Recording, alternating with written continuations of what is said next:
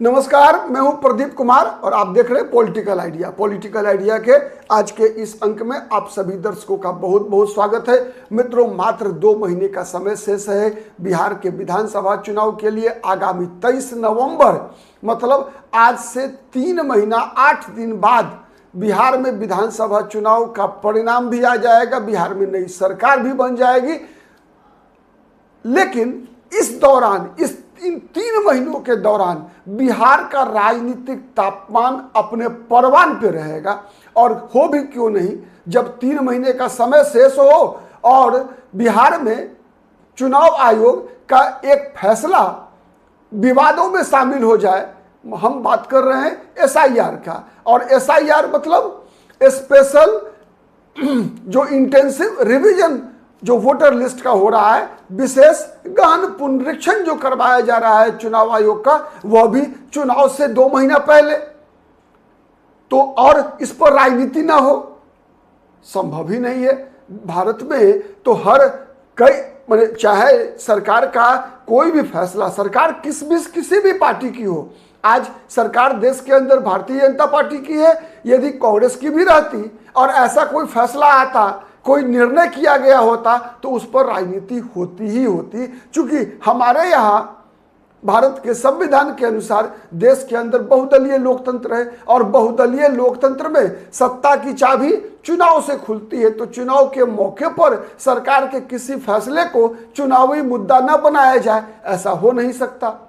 तो आज हम बात कर रहे हैं SIR की, आज हम बात करेंगे सीमांचल की, असदुद्दीन ओवैसी की, उनकी पार्टी AIMIM की, और साथ में इससे प्रभावित होने वाले अन्य राजनीतिक दलों की भी।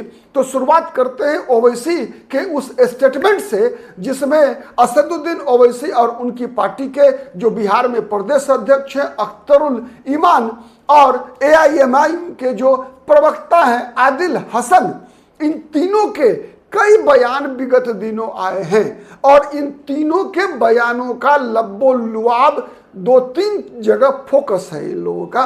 पहला फोकस तो है SIR पर। जिस प्रकार से SIR का इंटरिम रिपोर्ट, एक तरह से आप कह लीजिए उसका, कि जो ड्राफ्ट जो चुनाव आयोग ने बिहार के SIR का तैयार करके टेबल किया है, उसके आधार पर जो राजनीति हो रही है, उसमें सबसे पहले असदुद्दीन ओवैसी की पार्टी का कहना क्या है? कहना है कि सबसे अधिक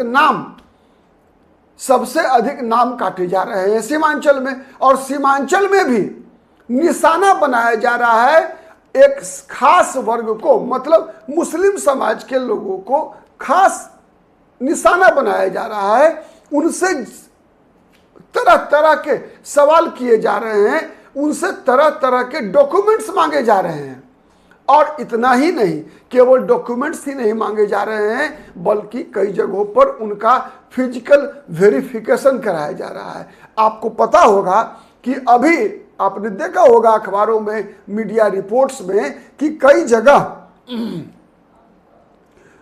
विशेषकर ये सीमांचल के जो ये 4 जिले हैं, इनमें विगत दिनों 2 महीने के अंदर आवासीय प्रमाण पत्र बनाने के लिए लाइन लगा हुआ है, तांता लगा हुआ है, जो लगभग 1 लाख एवरेज, मतलब जो आवासीय प्रमाण पत्र के लिए जो डिमांड हो गया है, वो लगभग 4 से 5 गुना बढ़ गया है। और इस परिस्थिति में एक काम जो जिला प्रशासन की तरफ से कराया जा रहा है कि इसका कई जगहों पर फिजिकल वेरिफिकेशन कराया जा रहा है। कि जैसे कई लोगों ने अपना जो पता दिया, उस पता पर पहले क्या होता था? पहले होता था कि उस पता के रिकमेंड कराने के लिए जो स्थानीय कर्मचारी होते हैं, उनसे लिखवा कर लाने के लिए कह दिया जाता था, तो लोग तो किसी भी प्रकार से लिखवा के ले जाते थे। अब क्या हो गया है कि जिला प्रशासन ने निगरानी की एक स्पेशल टीम गठित कर दी है, और ये टीम कई टीमें गठित हुई है, और ये टीमें फिजिकल वेरिफिकेशन कर रही है।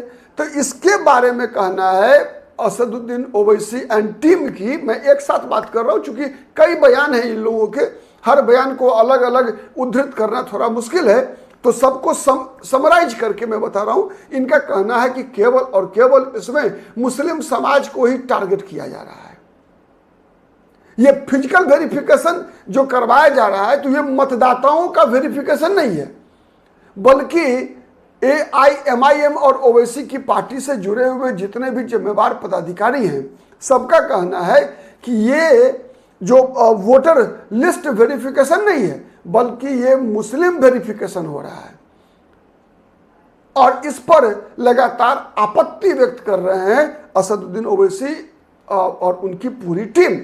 उधर जो भारतीय जनता पार्टी के स्थानीय नेता हैं, कार्यकर्ता हैं, उनका आरोप है कि ये सब जो आरोप लगाए जा रहे हैं वो केवल इस डर से लगाए जा रहे हैं, दबाव बनाया जा रहा है प्रशासन पर कि प्रशासन कोई जांच नहीं करे और इस आड़ में बांग्लादेशियों का नाम भी जो है मतदाता सूची में शामिल हो जाए, नेपाल से पलायन करके आए हुए लोगों का नाम मतदाता सूची में शामिल हो जाए, रोहिंग्याओं का नाम शामिल हो जाए। जबकि ओवैसी की पार्टी AIMIM के पदाधिकारियों का आरोप है कि ये लोग सामान्य रूप से किसी भी मुसलमान को देखते हैं तो उसे बांग्लादेशी घोषित कर देते हैं, उसे रोहिंग्या घोषित कर देते हैं और इनका मकसद एक ही है कि मतदाता सूची से किसी भी प्रकार से अधिक मुसलमान समाज के लोगों का नाम हटवा देना चाहिए। वही AIMIM और इनके जितने भी पदाधिकारी हैं, मुख्य रूप से इन तीनों के बयानों को मैं कोट कर रहा हूं।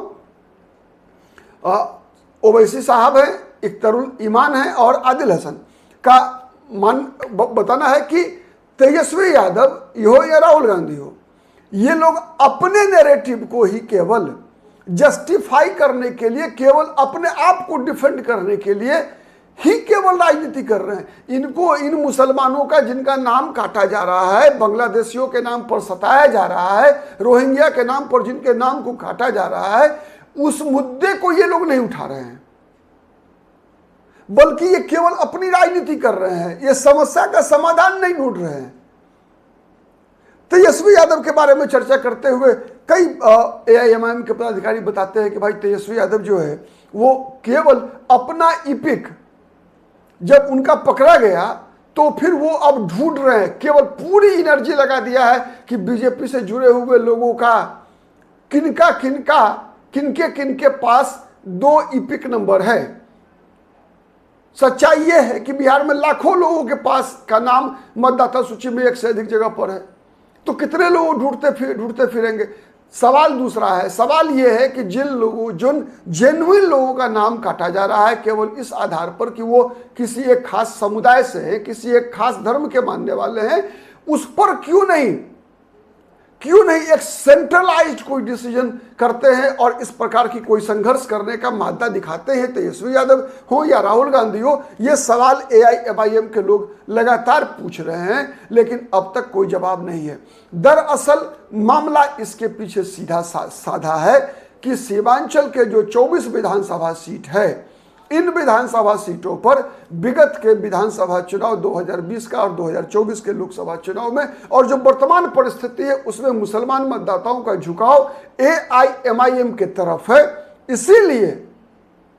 इसीलिए तेजस्वी यादव को लगता है कि ये लोग मुझे वोट तो देंगे नहीं, राहुल गांधी को लगता है कि ये वोट तो AIMIM का है। इसीलिए अब तक तेजस्वी यादव हो, राहुल गांधी हो ने इस मुद्दे को एड्रेस करना जरूरी नहीं समझा। ये आरोप है AIMIM के लोगों का।